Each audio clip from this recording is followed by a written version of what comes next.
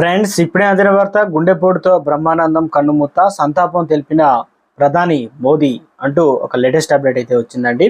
దీనికి సంబంధించి పూర్తి వివరాలు వీడియోలో తెలుసుకుందాం. అలాగే వీడియో స్కిప్ చేయకుండా చూడండి, కంప్లీట్ ఇన్ఫర్మేషన్ అయితే అప్పుడే అర్థమవుతుంది. ఇంకెవరైనా సరే ఛానల్ సబ్స్క్రైబ్ అయితే వెంటనే ఛానల్ సబ్స్క్రైబ్ చేసుకొని బెల్ బటన్ యాక్టివేట్ చేసుకోండి. చూస్తున్న ప్రతి ఒక్కరు కూడా లైక్ చేయండి, మర్చిపోతున్నారు. ఇన్ఫర్మేషన్ అందరూ కూడా రీచ్ చేసిన వారు అవుతాం. లేట్ చేయకుండా వీడియోలోకి వచ్చినట్లయితే, దేశంలో, రాష్ట్రంలో, ప్రపంచంలో గుండెపోటుతో మరణిస్తున్న వారి సంఖ్య రోజు రోజుకు వందల లక్షల్లో మార్పులు సంగతి తెలిసిందే. అయితే కరోనా సోకిన తర్వాత ప్రజల్లో ఇమ్యూనిటీ పవర్ చాలా తక్కువ అయ్యి గుండెపోటు అతి త్వరగా రాబోతుందని దానికి సంబంధించినటువంటి కీలక ప్రకటన వరల్డ్ హెల్త్ ఏదైతే ఆర్గనైజేషన్ కూడా ప్రకటించడం జరిగింది.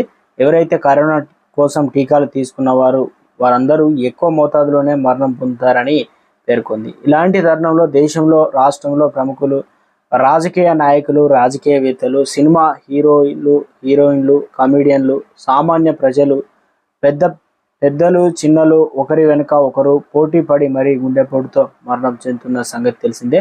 ఇలాంటి తరుణంలోనే భారతదేశంలో ఓ విషాద ఘటన జరిగింది.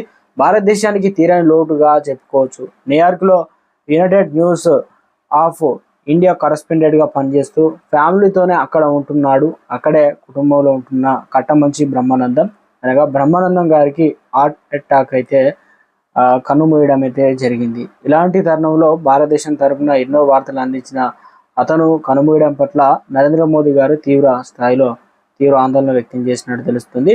ఇక ఇతని మృతి పట్ల ఆంధ్రప్రదేశ్, తెలంగాణ రాష్ట్రాల్లో సీఎంలు కూడా ప్రగాఢ సానుభూతి ప్రకటించారు.